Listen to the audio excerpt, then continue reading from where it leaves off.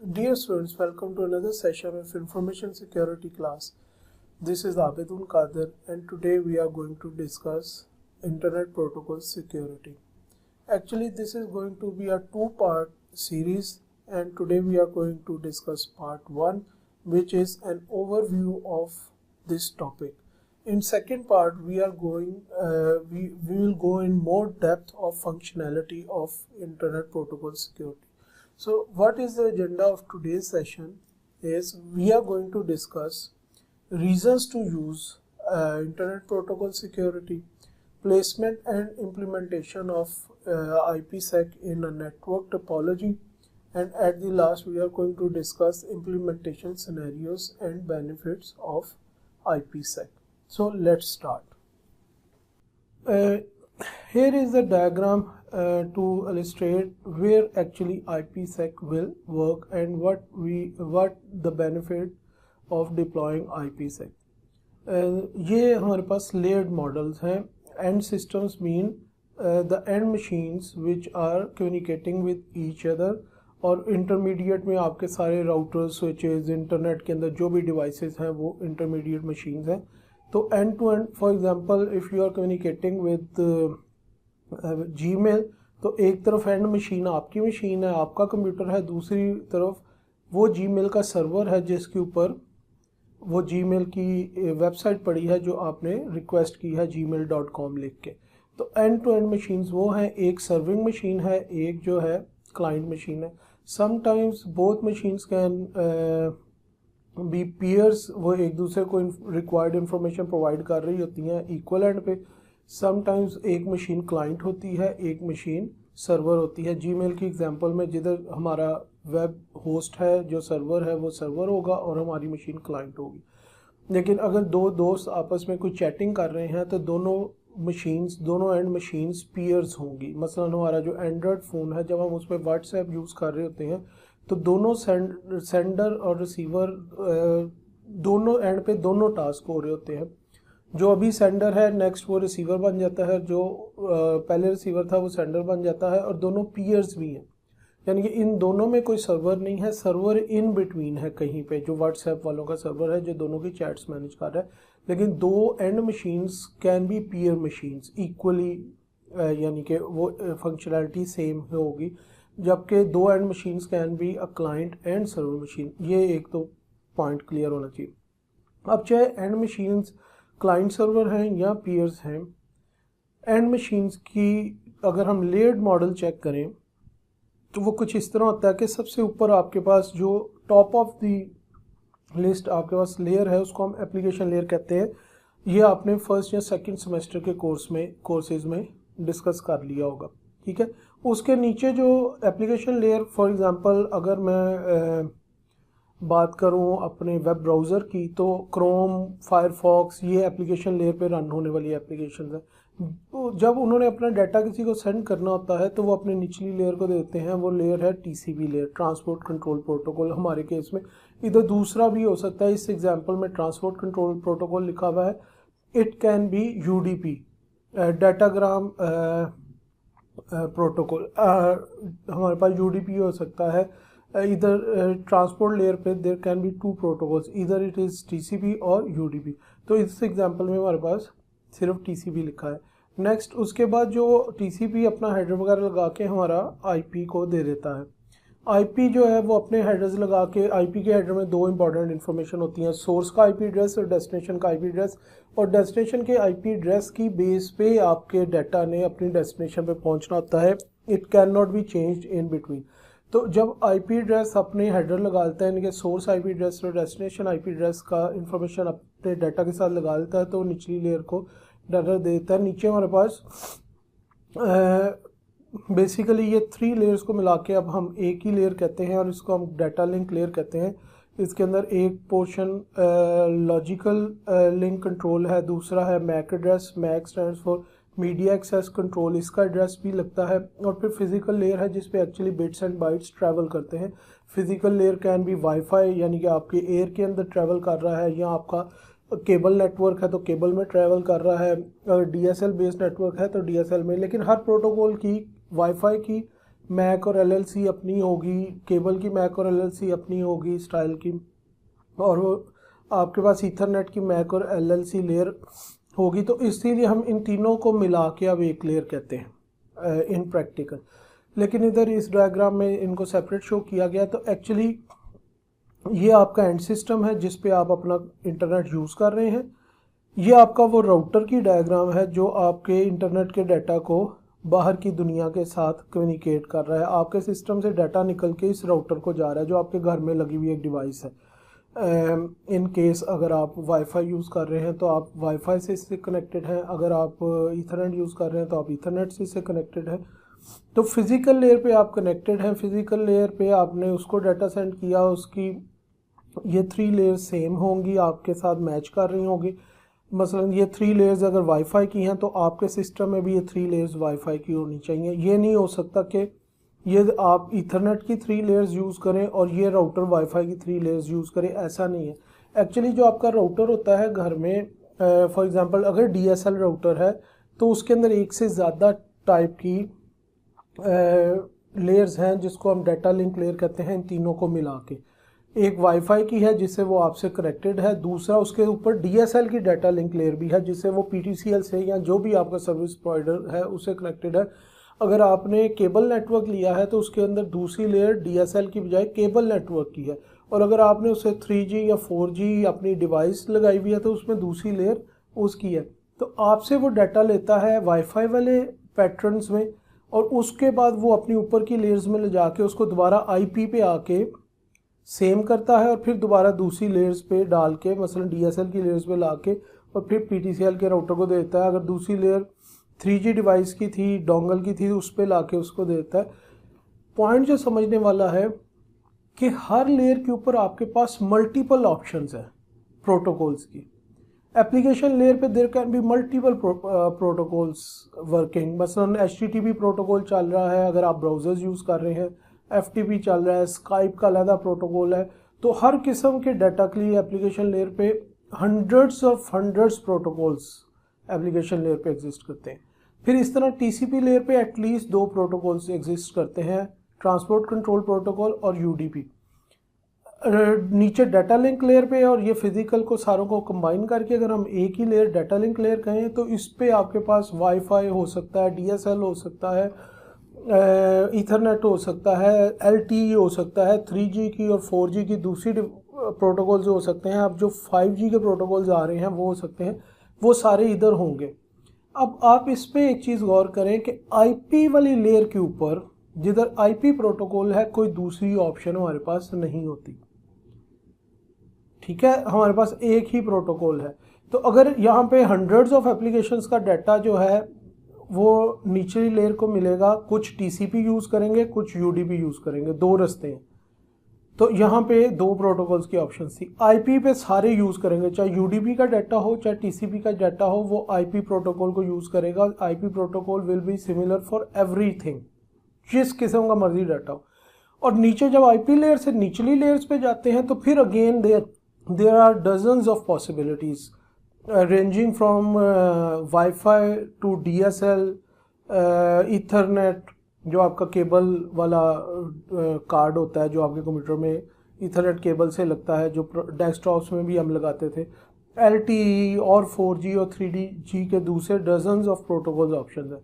ठीक है, तो अगर हम किसी भी एक प्रोटोकॉल के ऊपर सिक्योरिटी अप्लाई करेंगे तो सिर्फ उसी प्रोटोकॉल के डाटा पे अप्लाई होगी। मसलन अगर मैं एप्लीकेशन लेयर के ऊपर बात करूं और मैं वेब सिक्योरिटी अप्लाई करूं जो हमारा लास्ट लेक्चर था, तो वो कौन से एंड टू एंड सिस्टम्स पे वो सिक्योरिटी अप्लाई होगी? सिर्फ वेब की एंड टू एंड पे। मसलन मैं जीमेल के साथ अगर कम्युनिकेट कर रहा हूँ और TSL या SSL मैंने यूज़ किया है तो वो जीमेल के सर्वर के साथ ही मेरी वो सिर्फ कम्युनिकेशन उसके ऊपर होगी, बाकी एप्लीकेशंस के साथ उसका कोई रिलेशन नहीं होगा।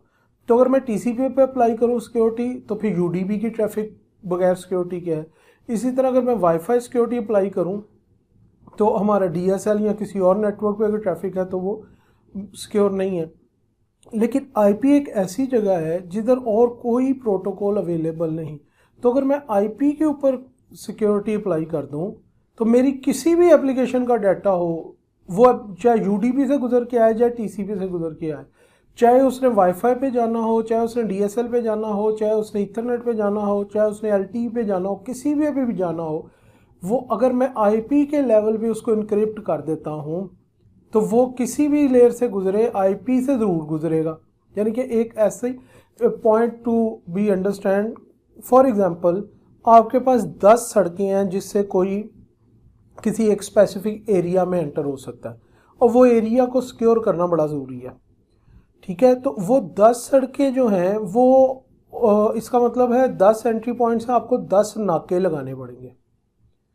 अच्छा, क्या अगर ऐसा हो कि वो 10 सड़कें कहीं ना कहीं एक जगह पे सिंगल पॉइंट पे मर्ज होके उसकी 10 सड़कों की ट्रैफिक अगर वो एक सिंगल पॉइंट पे कहीं ना कहीं ज़रूर गुजरनी हो, उससे गुजरे बगैर वो उस इलाके में एंटर नहीं हो सकते, तो आप 10 सड़कों के एंट्री पॉइंट पे नाका ले जाने की बजाय इन बिटवीन उस पॉइंट पे नाका लगा दें जिधर से 10 के 10 सड़कों की ट्रैफिक गुजरनी है। तो क्या आपको 10 की बजाय एक नाके से काम नहीं हो जाएगा?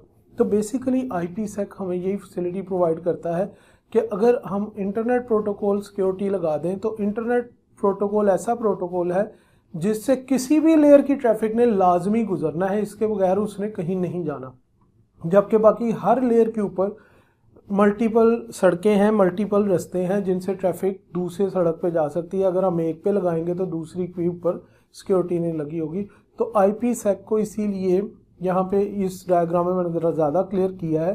होस्ट है, एप्लीकेशन लेयर पे आप आए, एप्लीकेशन लेयर से आप ट्रांसपोर्ट लेयर पे, डाटा नीचे आया, 2 ऑप्शन सी टीसीपी या यूडीपी।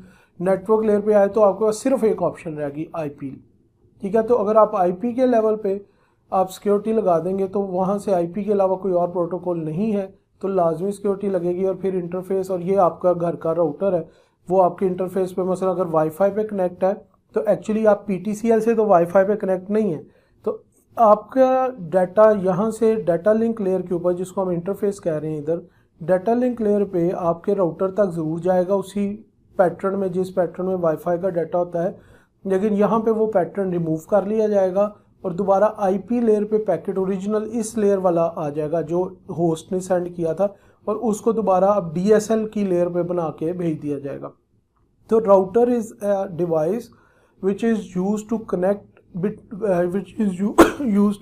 at least 2 networks, जिधर सेम नेटवर्क में रहना और राउटर की ज़रूरत नहीं होती। तो 2 networks can be separated due to IP scheme कि उनके आईपी एड्रेसेस बिल्कुल डिफरेंट थे तो 2 नेटवर्क्स बन गए, या इवन टेक्नोलॉजी वाइज। तो इस केस में जो हमारा घर में राउटर होता है इसमें एटलीस्ट 2 टेक्नोलॉजीज होती हैं। ज़्यादा राउटर्स में कॉमनली 3 हैं। 3 किस तरह, अगर आप अपना डीएसएल का राउटर देखें जिन लोगों का घर लगा हुआ है, एक तो वाईफाई से कनेक्ट हुए हैं उस राउटर से, दूसरा उसके ऊपर पीटीसीएल का जो डीएसएल कनेक्शन है या वो 3G डोंगल है, ठीक है, वो लगाई हुई है, और तीसरी उसमें ऑप्शन होती है पीछे 4 पोर्ट्स भी बनी हुई है स्विच की। इसका मतलब है अगर मैं केबल के साथ अपने पुराने सिस्टम को, जिसमें शायद वाईफाई कार्ड ना लगा हो, अगर मैं उस सिस्टम को केबल के साथ UTP cable, untwisted pair cable के साथ, कैट 5 के साथ उस स्विच पे कनेक्ट कर दूं तो वो कंप्यूटर पे भी नेट हमारा आना शुरू हो जाएगा। तो एक्चुअली उसमें 3 किस्म के टेक्नोलॉजीज़ को अंडरस्टैंड करने का हमारे वो छोटे से राउटर के अंदर कैपेसिटी है। एक वाईफाई, एक डीएसएल या 3G डोंगल जो आपने किया है, और एक ईथरनेट जिसके ऊपर वो 4 पोर्ट्स लगी हुई हैं जिसके ऊपर हम अपने कंप्यूटर्स को, तो वो उनमें भी ट्रांसलेट कर रहा है। लेकिन आईपी लेयर सबकी बराबर है। ये वाली इंटरफेस लेयर में इधर वाईफाई थी, इधर पहुंची, इधर से निकलते हुए डीएसएल हो गई, यहाँ इधर से इथरनेट थी, इधर से निकलते हुए डीएसएल हो गई, लेकिन नेटवर्क लेयर सबकी आईपी आईपी आईपी ही होगी। तो ये वो लेयर है जो हर जगह यूज़ होनी है और इस पर अप्लाई की हुई सिक्योरिटी हमारी एंड तक जाती है। ये अगेन सेम कॉन्सेप्ट को समझाने के लिए डायग्राम है।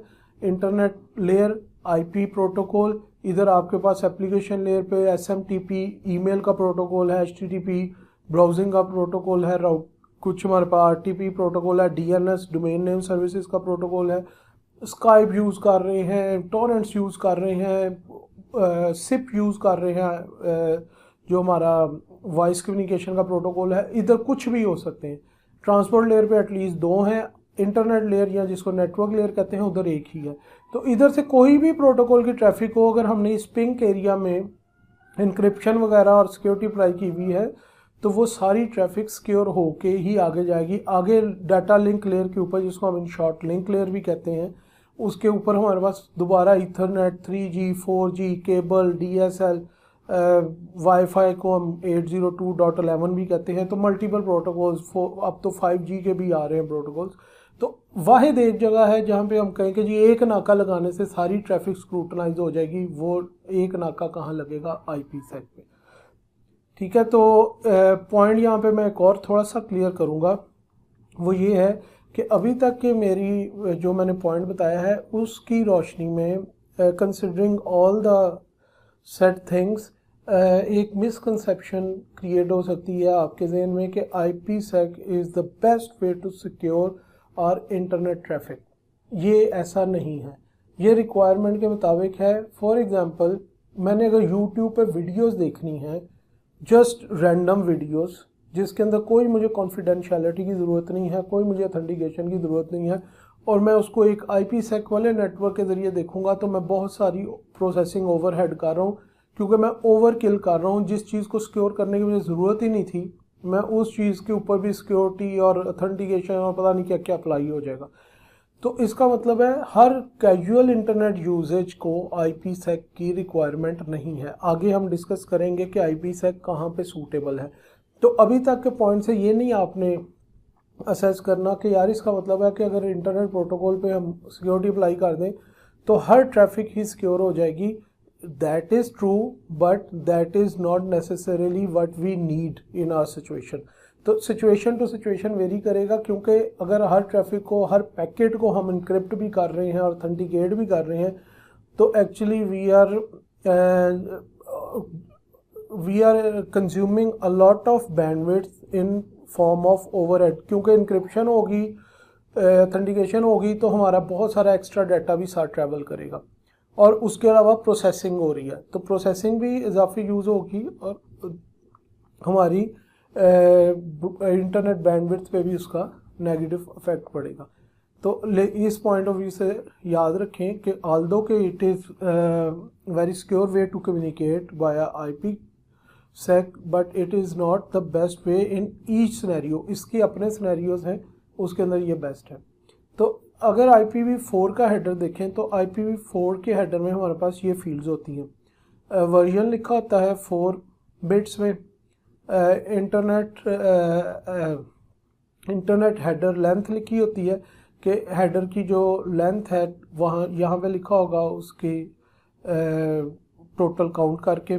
फिर टाइप ऑफ सर्विस के सर्विस ये किस टाइप के डाटा को, ये टाइप ऑफ सर्विस हम तब यूज़ करते हैं, एक्चुअली ये हमारा टॉपिक नहीं है, जस्ट मैं गो थ्रू कर रहा हूँ इन फील्ड से, ये नेटवर्क्स का टॉपिक है। टाइप ऑफ सर्विस तब यूज़ करते हैं जब QoS की ज़रूरत हो, क्वालिटी ऑफ सर्विस, कि कुछ किस्म की सर्विसेज को हमने प्रायोरिटाइज़ करना, मसलन हमने वॉइस की सर्विस को प्रायोरिटाइज़ करना है, वीडियो की सर्विस को प्रायोरिटाइज़ करना है, तो वो फिर टाइप ऑफ सर्विस के ऊपर हम चेक लगाते हैं, और ये वो चेक फिर इधर से पैकेट्स की टाइप देखता है और वो काम करता है। टोटल लेंथ यानी कि ये जो डाटा, ये हेडर की लेंथ थी और ये टोटल लेंथ है। हेडर की लेंथ यहाँ से लेके यहाँ तक है, ठीक है। टोटल लेंथ का मतलब है इसके साथ जो पैकेट लगेगा पूरा बनेगा तो उसकी टोटल लेंथ कितनी होगी। फिर इसका कोई आइडेंटिफिकेशन नंबर होगा, फिर कोई फ्लैग्स होंगे। फ्लैग्स बेसिकली होता है वार्निंग और एरर्स के कोड्स होते हैं कि अगर इस डाटा के साथ कोई वार्निंग या एरर आ रहा है, यानी कि कोई चेक सम नहीं चला, ये डिटेल और सब्जेक्ट की है, तो फ्लैग्स और चेक्स इधर आते हैं। फिर फ्रेगमेंट ऑफसेट कि कितने कितने बाइट्स के बाद नया हेडर शुरू होगा, यानी कि ये हेडर जब एंड होगा उसके कितने ये हेडर और इसके साथ का डाटा जो है वो एंड होके नया हेडर कहाँ से शुरू होगा।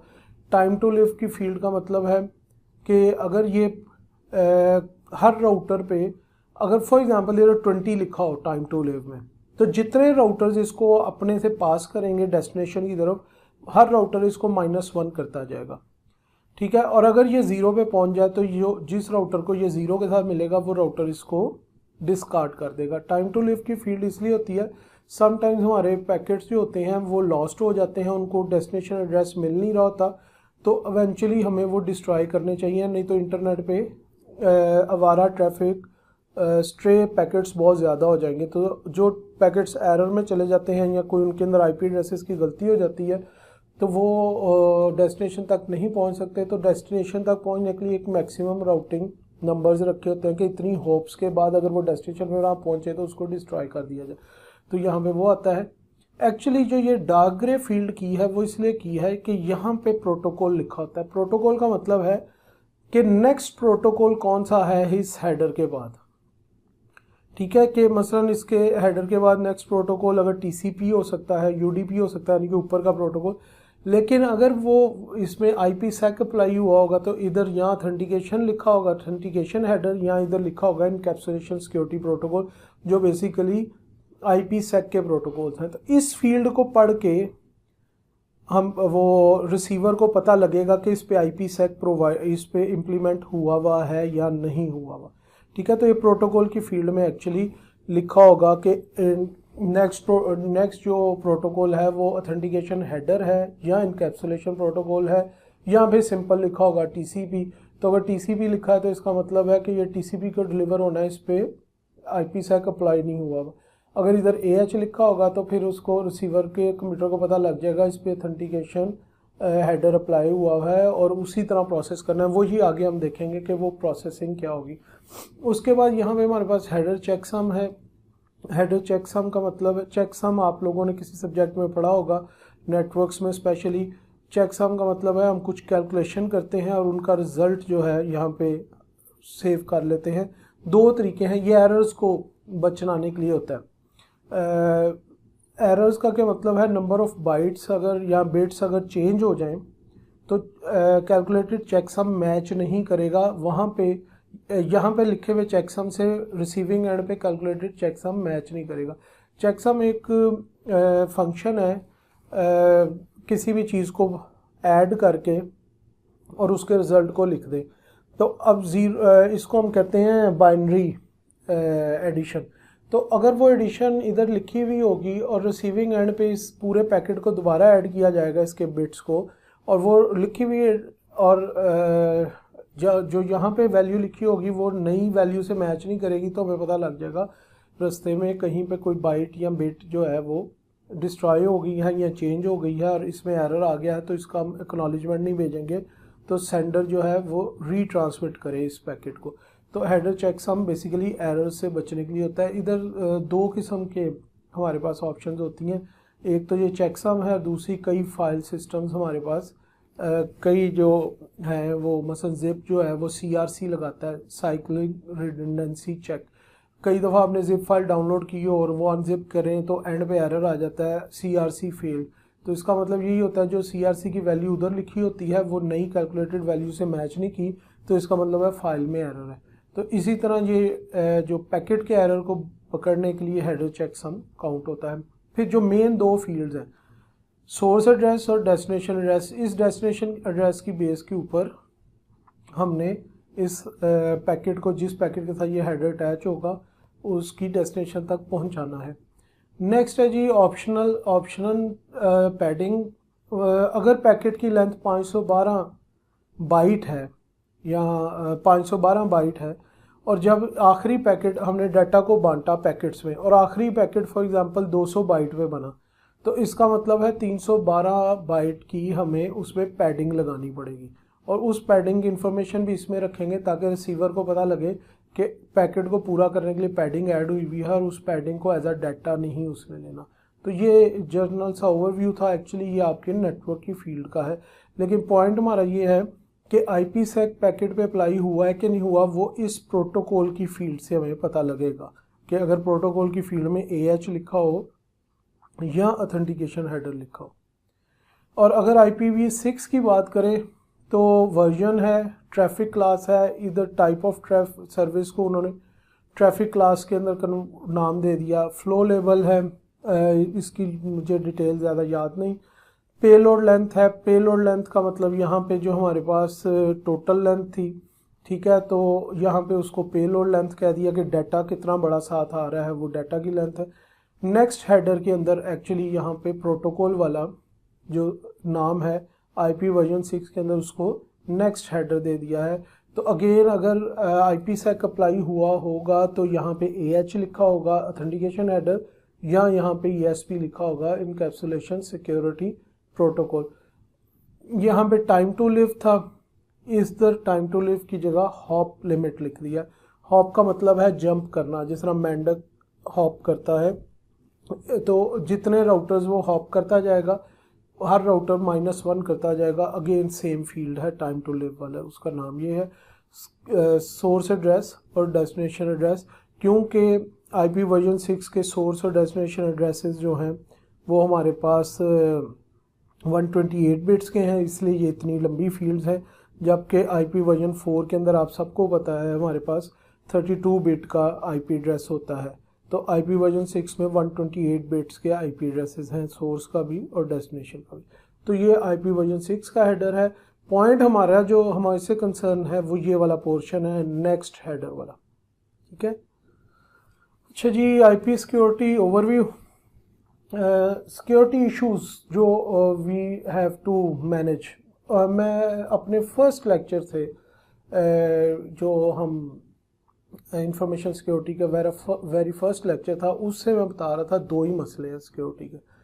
एक कॉन्फिडेंशियलिटी अचीव करना, यानी कि कोई आपकी प्राइवेट इंफॉर्मेशन रीड ना कर सके, और दूसरा ऑथेंटिकेशन, यानी कि रिसीवर को ये श्योरिटी मिले कि रास्ते में ना इसमें कोई चेंजेस की गई हैं, ये वाकई ही जिसने भेजा है उसी की तरफ से है, और इसकी कोई रीअरेंजमेंट और इस तरह चेंजेस नहीं हुई। तो ऑथेंटिकेशन और कॉन्फिडेंशियलिटी, तो वही सिक्योरिटी इश्यूज IPsec भी एड्रेस करेगा।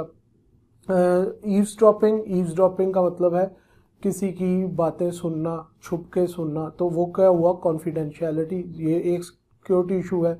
Modification of packet in transit, authentication वाले पॉइंट में मैंने बताया था कि पैकेट में रास्ते में डाटा में चेंज ना हो जाए, ये ऑथेंटिकेशन का इशू है।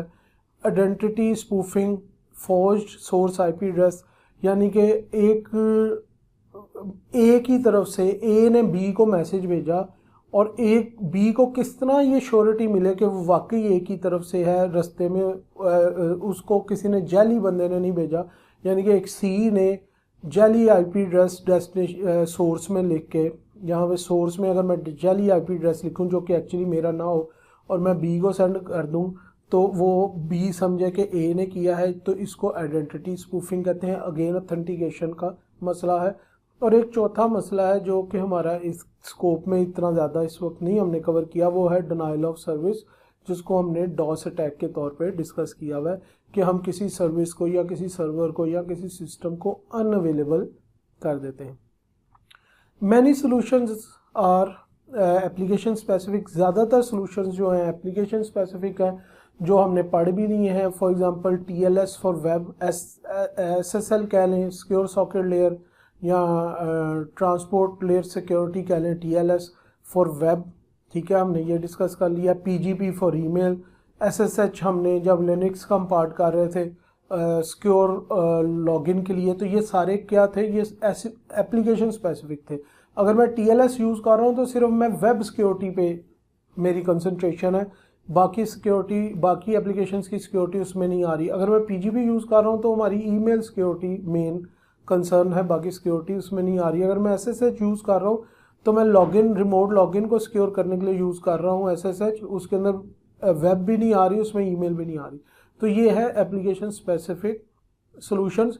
और ये मैं किसी सूरत भी आपकी अंडरस्टैंडिंग डेवलप नहीं करना चाहता कि IPsec इनसे ज़्यादा बेहतर है। हर सॉल्यूशन की अपनी रिक्वायरमेंट, अपनी इम्पोर्टेंस है और अपनी रीज़न है कहाँ पे यूज़ करना है, ठीक है। तो लेकिन पॉइंट यहाँ पे यही है कि IPsec aims to provide a framework of open standards for secure communication over IP। तो IP के ऊपर अगर सिक्योर की होगी कम्युनिकेशन, तो ऊपर एप्लीकेशन लेयर पे कुछ भी चल रहा हो वो सारा कुछ सिक्योर है। लेकिन अगेन मैंने कहा ये हर सिनेरियो में प्रैक्टिकल नहीं है। अभी हम आगे जाएंगे इस लेक्चर में तो आपको ज़रा ज़्यादा क्लियर होगा, जो मैं बार बार एम्फोसाइज कर रहा हूँ कि हर सिनेरियो में ये प्रैक्टिकल नहीं है। Protect every protocol running on top of IP version 4 और IP वर्जन 6। कोई भी प्रोटोकॉल IP की लेयर के ऊपर चल रहा है वो सारी प्रोटोकॉल्स की, एप्लीकेशन प्रोटोकॉल्स हों या ट्रांसपोर्ट लेयर का प्रोटोकॉल हो या यूडीपी हो, कोई भी प्रोटोकॉल हो, वो सारों की डाटा को सिक्योर करेगा IP. IPsec is not a single protocol. It is a general framework that allow a pair of communicating entities to use a set of algorithms for secure communication. ये मैंने आपको PGP के lecture में बताया था, ये मैंने आपको वेब के लेक्चर में बताया था कि प्रोटोकॉल्स वही हैं सिक्योरिटी के, ठीक है। मसलन वो प्रोटोकॉल्स क्या हैं, वो RSA है, वो 3DES है, वो कास्ट 128 है, वो अगर हम हैशिंग में जाएं तो वो SHA है, वो MD5 है। प्रोटोकॉल्स वही हैं, ये सारी उनको यूज़ करने के डिफरेंट वेज हैं। PGP में अपना सिनेरियो था, अपना तरीका था यूज़ करने का, TLS में या SSL के अंदर अपना तरीका था यूज़ करने का। IPsec में भी बेसिकली प्रोटोकॉल्स वहीं से आएंगे, उनको यूज़ करने का तरीका है, ठीक है। और उसके अंदर हम क्या करेंगे, इनक्रिप्ट एंड और authenticate all the traffic at IP level. जहाँ पे IPsec अप्लाई होगा हम इनक्रिप्ट करेंगे और ऑथेंटिकेट करेंगे, या फिर इनक्रिप्ट एंड ऑथेंटिकेट दोनों करेंगे IP लेवल पे, ठीक है। तो अगर आपको सिर्फ कॉन्फिडेंशियलिटी अचीव करनी है तो फिर आप ऑथेंटिकेशन नहीं अप्लाई करेंगे। अगर आपको सिर्फ ऑथेंटिकेशन अचीव करनी है तो आप कॉन्फिडेंशियलिटी अप्लाई नहीं करेंगे। और अगर आपको दोनों अचीव करनी है तो आप दोनों चीज़ें अप्लाई कर सकते हैं, लेकिन किस लेवल पे, IP लेवल पे। तो जब IP लेवल पे अप्लाई करेंगे तो सारी ट्रैफिक उस कंप्यूटर से गुजरने वाली सारी ट्रैफिक पे अप्लाई होगा। एप्लीकेशन ऑफ IPsec, यहाँ पे समझ लें कि ये वाहिद सिनेरियोज हैं या इनके अलावा कोई शायद यूनिक सिनेरियो निकल आए जिस पे IPsec सूटेबल है। हर जगह सूटेबल नहीं है। मैंने कहा अगर मैंने गूगल पे ऐसी गूगल इमेजेस में सर्च कर रहा हूँ जस्ट फॉर फन, तो मुझे उसकी सिक्योरिटी की क्या ज़रूरत है, मैं क्यों ओवरहेड क्रिएट करूँगा, ठीक है। तो हर सिनेरियो में ये प्रैक्टिकल भी नहीं है, पॉसिबल भी नहीं है। यानी कि सिर्फ वो ओवरहेड नहीं क्रिएट कर रहा है, इसके अंदर कुछ ऐसी हमें रिक्वायरमेंट्स हैं जो कि शायद हर कम्युनिकेशन के लिए पॉसिबल ना हो, ठीक है। तो ये किन सिनेरियोज में इसको यूज़ किया जाता है IPsec को, secure branch office connectivity over the internet.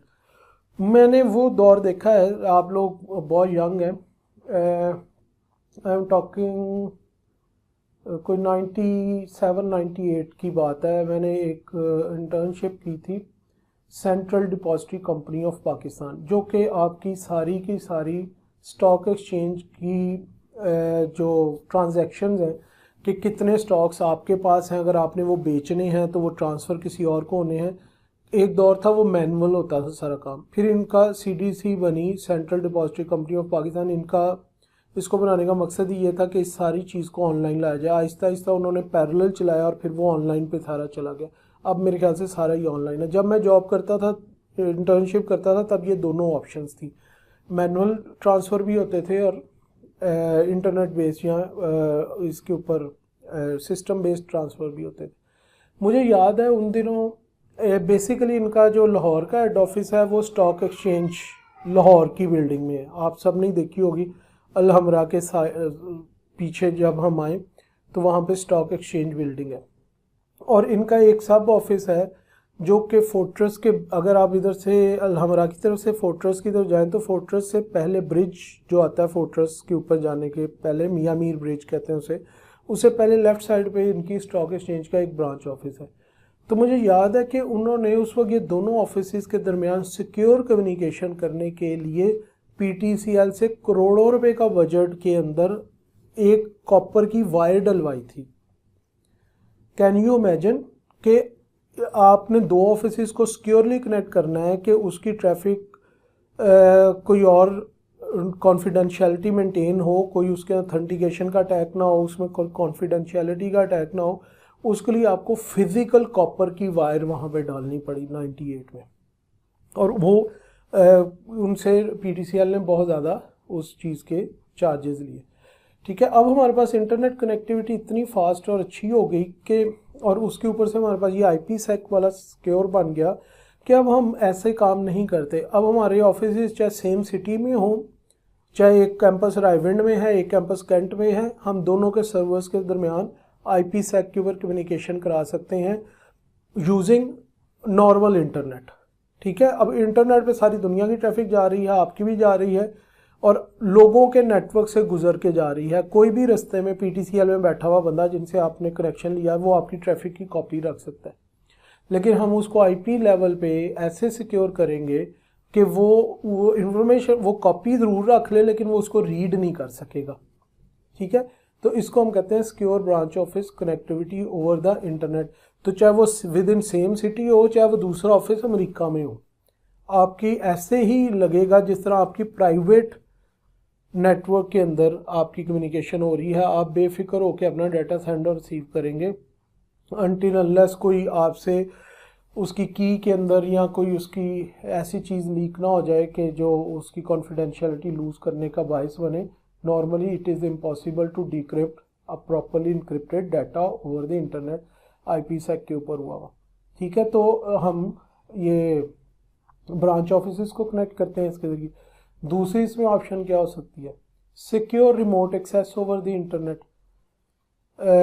आपको लम्स की एग्जांपल देता हूँ। लम्स के अंदर ना लाइब्रेरी मेंबरशिप है जो उनके अपने स्टूडेंट्स के लिए बहुत चीप है, और अगर बीइंग नॉट देयर स्टूडेंट मैं वो लाइब्रेरी मेंबरशिप लूँ तो मुझे वो काफ़ी ज़्यादा उसके चार्जेस पे करने पड़ते हैं। ठीक है, वो थाउजेंड्स में है, बहुत काफ़ी बीइंग पाकिस्तानी और हमारी जो लेवल ऑफ अर्निंग है उसको देखते हुए it is quite expensive online library उसकी एक्सेस करने के लिए। ठीक है, उसमें IEEE की डाटाबेसेस भी हैं, रिसर्च पेपर्स की एक्सेस भी है, बहुत ज़बरदस्त रिसोर्सेज हैं, लेकिन उतने ही उसके चार्जेस भी अच्छे खासे हैं। अब अगर एक तरीका ये हो सकता है कि हम 5-4 स्टूडेंट्स मिलें और एक स्टूडेंट की मेंबरशिप ले लें और बाद में उसका मेंबरशिप का यानी कि यूज़र नेम और पासवर्ड मैं भी यूज़ कर रहा हूँ और बाकी 3 भी यूज़ कर रहे हैं, तो हमने 4 लोगों ने मिलकर पेमेंट कर दी और एक ही अकाउंट को हम यूज़ कर रहे हैं। इस तरह की एक्सेस को IPsec के ऊपर उन्होंने कंट्रोल किया हुआ।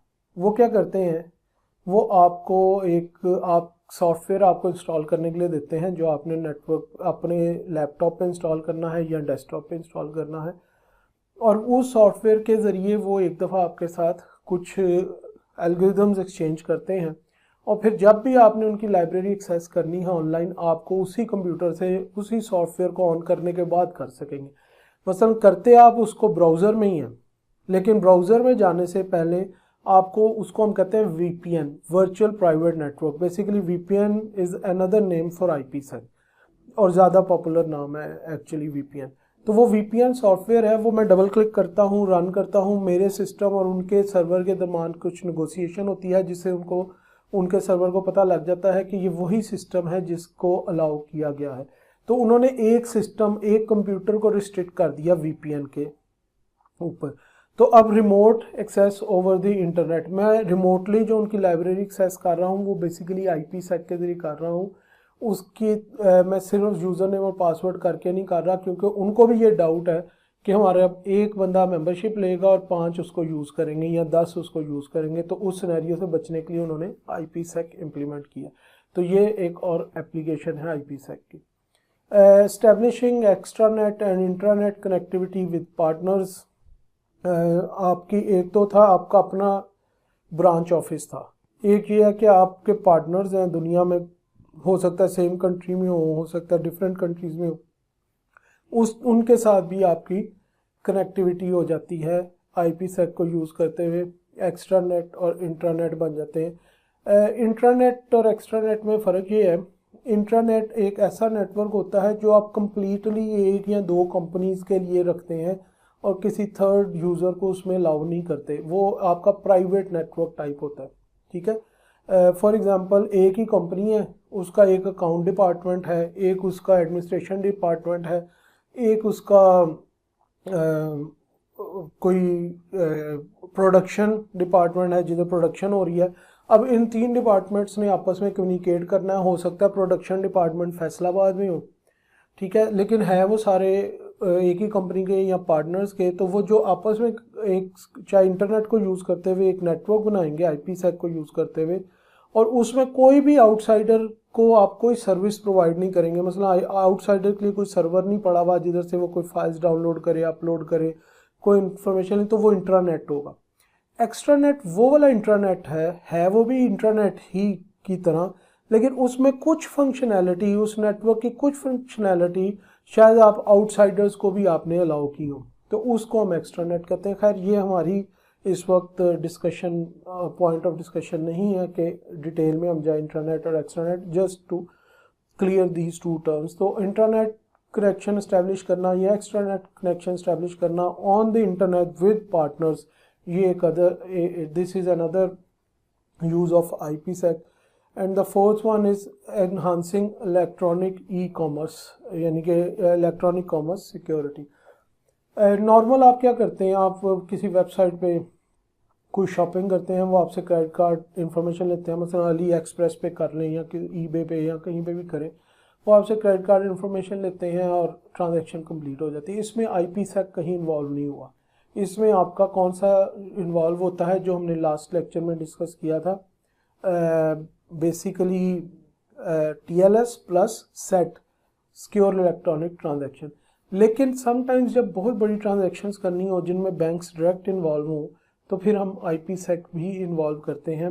वो फिर आपको कोई कोड या कोई सॉफ्टवेयर को या कोई की भेजते हैं और वो कहते हैं इस सॉफ्टवेयर को इंस्टॉल करें और उसमें ये की डालें और फिर इस सॉफ्टवेयर के ज़रिए हमारे सर्वर से कनेक्ट करें और फिर हम पेमेंट इंफॉर्मेशन करेंगे।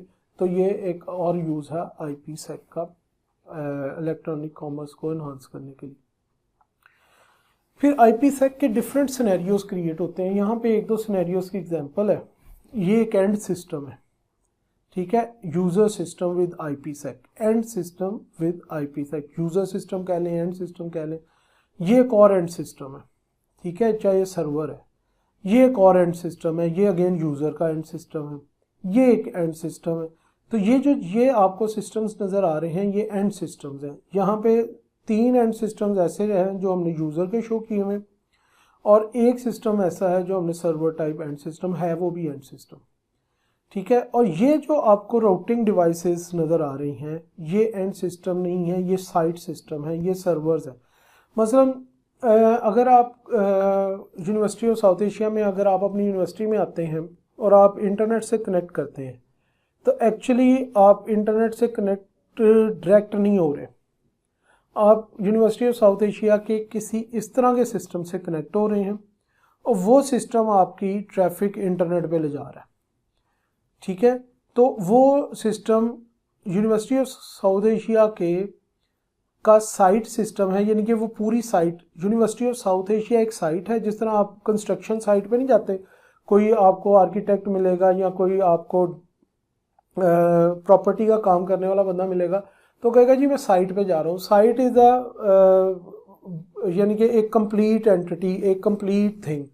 तो जो ये सिस्टम्स हैं जो कनेक्टिविटी प्रोवाइड कर रहे हैं एंड सिस्टम्स को, वो साइट सिस्टम्स होते हैं। और ये नॉर्मली हमारे पास राउटर्स या फायरवॉल्स होती हैं या प्रॉक्सी सर्वर्स होते हैं। 3 किस्म के हैं, राउटर्स, फायरवॉल्स या प्रॉक्सी सर्वर्स। मेनली ये 3 टाइप्स के होते हैं। जो स्विच होते हैं वो इंटरनल नेटवर्क का हिस्सा होते हैं, वो साइट सिस्टम्स नहीं होते। तो जो IPsec है वो डिफरेंट सिनेरियोज में हो सकती है। अगर मैं इस सिस्टम के ऊपर, एंड सिस्टम पे IPsec सेटिंग्स कर दूं, कोई सॉफ्टवेयर की सूरत में कोई सॉफ्टवेयर इंस्टॉल करना पड़ेगा मुझे, ठीक है, और फिर मैं उसके ज़रिए इस सिस्टम से कनेक्ट होता हूँ, ये वाले सिस्टम से, और ये मुझे अलाउ करता है, IPsec रिमूव कर देता है, तो एक्चुअली मेरा सिनेरियो क्या बन रहा है, end system to intermediate system या end system to site system. यहाँ पे IPsec रिमूव हो गया और डाटा मेरा इस एंड सिस्टम को मिल गया। इस एंड सिस्टम पे कोई भी चीज़ ऐसी फॉर एग्जांपल नहीं थी जिस पे IPsec कॉन्फ़िगर था।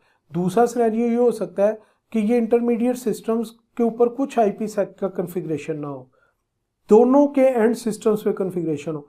तो यहाँ से मैं गया इंटरनेट पे, इंटरनेट से मैं गया इस जो साइट का सिस्टम था, राउटर या स्विच, स्विच नहीं, राउटर या प्रॉक्सी सर्वर या फायरवॉल, और उसने मुझे फॉरवर्ड कर दिया एंड सिस्टम, और मेरी IPsec की कम्युनिकेशन यहाँ पे जाके रिमूव हुई और इसी सिस्टम पे, तो इस केस में इस सिस्टम पे भी IPsec इंस्टॉल था। तो IPsec के सिनेरियो डिफरेंट हो सकते हैं, end system to intermediate system, end system to end system, या intermediate system to intermediate system.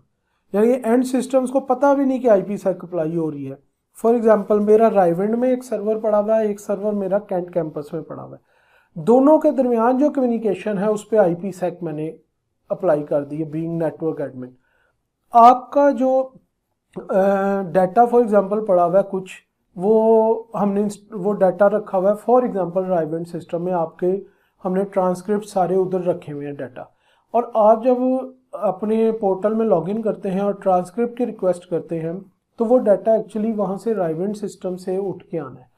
तो आपको पता भी नहीं, आपके सिस्टम पे कोई IPsec नहीं अप्लाई, लेकिन जब आपकी रिक्वेस्ट अपने सिस्टम पे यहाँ से यहाँ पे गई, अपने सिस्टम से आपकी रिक्वेस्ट अपने साइट सिस्टम कैंट के कैंपस के साइट सिस्टम पे गई, उसने देखा कि जो डाटा इसने मांगा है वो रायविंड के सर्वर पे पड़ा हुआ है, तो रायविंड के सर्वर ये रायविंड का सर्वर था और ये हमारा यहाँ का सर्वर था, इन दोनों के दरमियान जो कनेक्शन था वो IPsec पे था।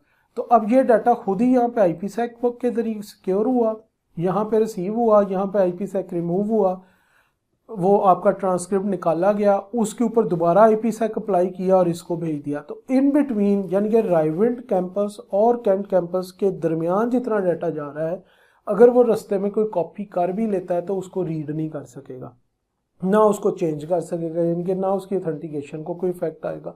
तो इसको हम कहते हैं site to site, an organisation with multiple sub offices, site to site, Raiwind का ऑफिस, कैंट का office with multiple options offices, तो साइट टू साइट।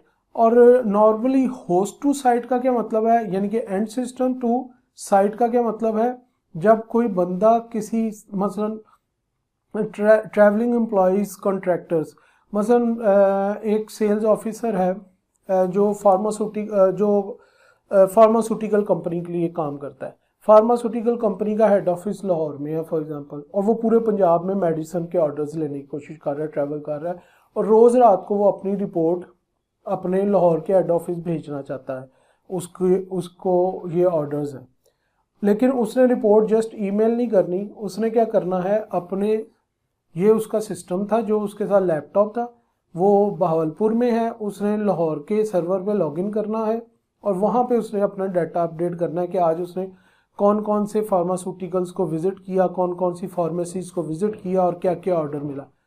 अब जो हेड ऑफिस है वो चाहता है कि जो इसका सारा डाटा है वो हमारा कोई कंपटीटर रीड ना कर सके, तो उन्होंने क्या किया, इसको एक इंटरफेस बना के दिया हुआ इसकी मशीन पे, जिसको यूज़ करके वो इसके साथ IPsec का सेशन क्रिएट करता है और ये सारा डाटा उसके अंदर ऐड करता है। तो ये है होस्ट टू साइट, ये होस्ट है यानी कि एंड सिस्टम को हम होस्ट कह रहे हैं, ये साइट है। तो IPsec इधर तक अप्लाई हुआ है, आगे उसके जो सर्वर्स वगैरह हैं उन पे IPsec नहीं है। Benefits of IPsec: provides seamless security to applications and transport layer।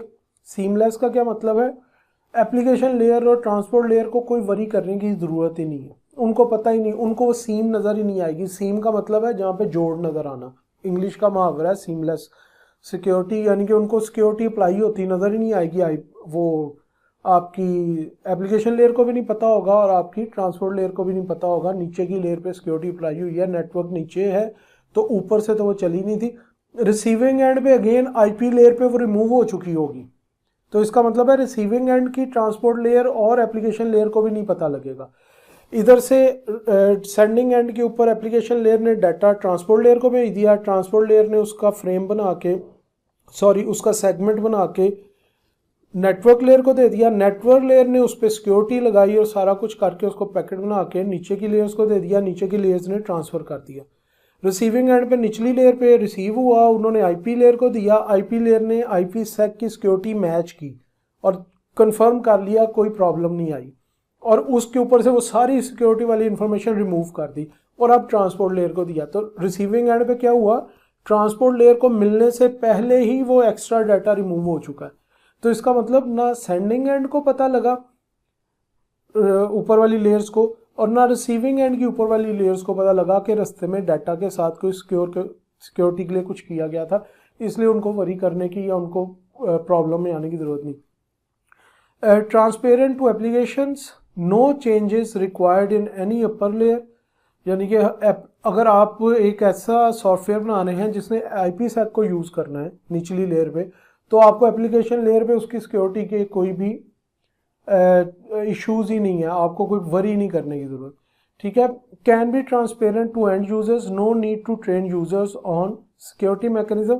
अगर वो होस्ट नहीं इन्वॉल्व होता, अगर तो उसमें होस्ट इन्वॉल्व होता है, यानी कि end system to end system जाती है या एंड सिस्टम टू इंटरमीडिएट जाती है, तो फिर तो होस्ट को हमें बताना पड़ेगा, उसको एक सॉफ्टवेयर देना पड़ेगा और उसको वो करना पड़ेगा।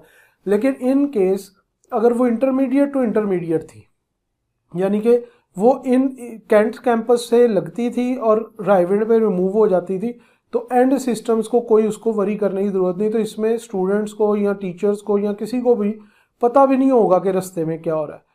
ठीक है। तो इस इन केस अगर वो इंटरमीडिएट टू इंटरमीडिएट थी तो can be transparent to end user. Can provide security for individual users, और इस केस में जिधर एक इंडिविजुअल यूज़र अपने सर्वर पे लॉगिन कर रहा है तो उसको भी वो सिक्योरिटी प्रोवाइड कर रही है। तो ये डिफरेंट उसके बेनिफिट्स हैं। IPsec के अंदर क्या क्या सर्विसेज प्रोवाइड करता है हमें? Access control. ठीक है। एक्सेस कंट्रोल का मतलब ये है कि लॉगिन, मैंने आपको भी लम्स की लाइब्रेरी की एग्जांपल दी कि उन्होंने एक्सेस कंट्रोल के लिए यूज़र नेम और पासवर्ड नहीं रखा, उन्होंने एक्सेस कंट्रोल के लिए एक VPN बनाया है। ऑब्वियसली उस VPN में भी यूज़र नेम पासवर्ड डलता है, लेकिन IPsec का access control simple user name और पासवर्ड से ज़्यादा सिक्योर है दोनों के लिए। फॉर एग्जांपल लम्स वालों के लिए भी कि एक यूज़र से ज़्यादा उनकी वो नहीं कोई यूज़ कर रहा, लाइब्रेरी को अगर एक यूज़र ने पे किया तो एक ही यूज़ कर रहा है, एक्सेस कंट्रोल का उनको भी फ़ायदा हो गया। और इन केस फॉर एग्जांपल अगर ये ही बैंकिंग सिस्टम की एप्लीकेशन हो, और कॉर्पोरेट बैंकिंग में ये होता है, वो आप अपने कंप्यूटर्स के ऊपर, वो आपके कंप्यूटर्स पे VPNs बना के देते हैं आपको, जहाँ पे मिलियंस की लाइव ट्रांजैक्शंस होनी हो, उधर सिर्फ पासवर्ड और मोबाइल के ऊपर आए हुए टोकन से नहीं वो करते, वो उन सिस्टम्स पे IPsec करते हैं। तो एक्सेस कंट्रोल हो गया। Connectionless integrity. कनेक्शनलेस का मतलब है कि हमें एप्लीकेशन या TCP लेवल पे कुछ नहीं कर रहे, हम UDP जो कि बेसिकली कनेक्शनलेस प्रोटोकॉल है, इवन वो भी, उसकी भी इंटेग्रिटी हो रही है। फिर हमारे पास डाटा ओरिजिन ऑथेंटिकेशन, यानी कि वाकई ही डाटा जिसकी तरफ से आया है उसी की तरफ से आया है, IP स्पूफिंग टाइप अटैक्स से हम बच गए। नेक्स्ट है जी रिजेक्शन ऑफ रीप्लेड पैकेट्स। IPsec की वजह से रीप्ले पैकेट्स भी नहीं हो सकते, क्योंकि उसमें ऐसी चेक्स लगे होते हैं जो कि रीप्ले अटैक्स को रिजेक्ट कर देते हैं। कॉन्फिडेंशियलिटी भी अचीव होगी, IPsec के अंदर हम कॉन्फिडेंशियलिटी भी अचीव कर सकते हैं। ट्रैफिक फ्लो कॉन्फिडेंशियलिटी ये ज़रा लिमिटेड है, ये बहुत 100% अचीव नहीं कर सकते, लेकिन to some extent traffic flow confidentiality भी अचीव होती है। ट्रैफिक फ्लो कॉन्फिडेंशियलिटी का मतलब ये है कि फॉर एग्जांपल हमने इंक्रिप्शन कर ली अपने डाटा की, अब डाटा जो जा रहा है वो इंक्रिप्टेड है, वो कोई भी अंडरस्टैंड नहीं कर सकता, जिसको हम कॉन्फिडेंशियलिटी कहते हैं। लेकिन एक प्रॉब्लम तब भी थी, हमने पहले डिस्कस किया था पैसिव अटैक्स में, कि जब आपका डाटा इनक्रिप्ट हो जाए और वो कोई भी डिक्रिप्ट ना कर सके, तो आपने ये तो अचीव कर लिया कि आपकी कॉन्फिडेंशियलिटी मेंटेन हो गई, लेकिन वो डाटा की फ्लो और डाटा की एक्नॉलेजमेंट्स और दूसरी चीज़ों को देख के हैकर ये एनालाइज करने की कोशिश करता है कि ये किस किस्म की ट्रैफिक है, किस किस्म का डाटा है, क्या ये वीडियो का डाटा जा रहा है या ये ऑडियो का जा रहा है, क्योंकि पैकेट्स के साइज और फ्लो और नंबर ऑफ पैकेट्स से वो एनालिसिस करने की कोशिश करता है। तो इस एनालिसिस को हम कहते हैं ट्रैफिक फ्लो। कॉन्फिडेंशियलिटी का मतलब है कि वो एनालिसिस भी ना हो सके। तो टू सम एक्सटेंट ये थोड़ा बहुत हमें इसमें मदद करता है, लेकिन बहुत ज़्यादा नहीं, इसकी लिमिटेड स्कोप है। अगर हैकर बहुत थोड़ा सा इंटेलिजेंट हो तो वो ट्रैफिक फ्लो से उसके टाइप ऑफ डाटा को एटलीस्ट वो गैस कर लेता है कि किस टाइप का डाटा आ जा रहा है। So students, here I will end our part 1. Rest of the topic will be concluded in upcoming part.